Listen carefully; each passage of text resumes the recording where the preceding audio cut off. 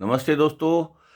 बेहतर समझने के लिए हमें ये बात समझनी होगी कि ईश्वर निर्मित जीवन जो हमें मिला, इसमें लगभग 90% हम सब समान रूप से समान हैं। सभी के 2 हाथ हैं, सभी के 2 पैर हैं, सभी के 2 कान हैं, आँख है, मुँह है, इंद्रियाँ हैं।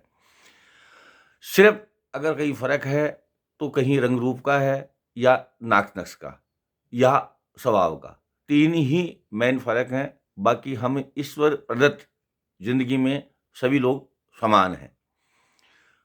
जीवन में 2 चीज़ों का सबसे बड़ा महत्व है और असर पड़ता है।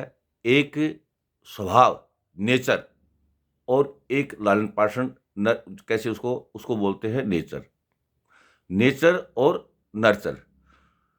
आपका स्वभाव कैसा है और आपका पालन-पोषण कैसा है, यही जीवन के जो बदलने वाले विषय हैं, जीवन का निर्माण करने के विषय हैं, इन्हीं चीज़ों पर पूरा जीवन डिपेंड करता है। मैंने किया, स्वभाव में भी बहुत सी चीज़ें परिवर्तित हो सकती हैं। कुछ आनुवांशिक या प्रारब्ध का कुछ संस्कार है या योग है, तो उसका कहीं किसी सब्जेक्ट में, किसी एजुकेशन में, किसी महात्मा के पास, किसी जंतर के पास, किसी यंत्र के पास कोई इलाज नहीं है। लेकिन कुछ स्वाभाविक चीज़ें हैं जो परिस्थिति के अनुसार, अनुभव के अनुसार आप में बदलाव ला सकती हैं। लेकिन पालन-पोषण जो है, क्योंकि बच्चा जब 11 साल का होता है, उसकी ग्रहण शक्ति, कैच करने शक्ति बहुत तेज़ होती है और उस 11 वर्ष में जो आपने उसको सही या गलत जो भी आपने उसको सिखा दिया, बता दिया, वो उसके लिए पक्का हो जाता है, दृढ़ हो जाता है और वही वो जीवन में अपनाता है। तो पहले तो हमें ये समझनी पड़ेगी कि हम लोग सभी समान हैं। सिर्फ़ हमारा रंग रूप अलग हो सकता है, नाक-नक्श अलग हो सकते हैं और हमारा स्वभाव अलग हो सकता है। तो ये अपने मान के चलेंगे कि 90% जब हम एक हैं, तो लगभग ऊपरी जो जितनी भी आदतें हैं, जो भी हम अब जीवन में अपनाते हैं, खाना-पीना, ओढ़ना-बिछाना, मकान, जायदाद बनाते हैं कमाई के प्रति, तो सभी की सोच बिल्कुल इक्वल है, इसमें कोई भेदभाव नहीं है। अगर किसी को सबको पैसा अगर प्यारा लगता है, तो आपको भी लगता है, तो मुझे भी लगता है, सबको लगता है। नमक सबको खारा लगता है, तो आपको भी लगता है, तो सबको लगता है। वो चाहे किसी क्षेत्र में हो, वो यहाँ पे हो, कहीं दूर हो, वो स्वाभाविक है।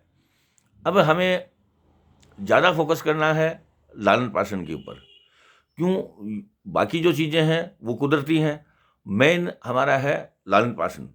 उसमें अगर हम लालन-पालन में विशेष ध्यान देंगे और फ़ोकस करेंगे और सजग और सतर्क रहेंगे, तो बहुत से स्वाभाविक परिवर्तन हो सकते हैं और एक बेहतरीन नागरिक का, एक बेहतरीन व्यक्ति का, एक बेहतरीन बेटे का, एक बेहतरीन पति का, एक बेहतरीन पड़ोसी का, बेहतरीन भाई का, बेहतरीन सगे-संबंधी का हम निर्माण कर सकते हैं। तो इसमें सबसे बड़ी जो भूमिका है, वो परिवार की है। परिवार समाज की इकाई है और पहली सीढ़ी है। परिवार से समाज बनता है, समाज से राज्य बनता है, राज्य से देश बनता है। तो हमें ये भी ध्यान में रखना है कि न तो हम क्षेत्र की बात करेंगे, न कोई इलाके विशेष की बात करेंगे, संपूर्ण विश्व को मद्देनज़र करके हम चीज़ों को बात करेंगे। तो संपूर्ण विश्व पे भी हम अगर नज़र डालते हैं, तो आप भी ये पाते हैं कि सभी में 90% समानताएँ हैं। वही कलर, नाक-नक्श और स्वभाव, इसकी भिन्नता है।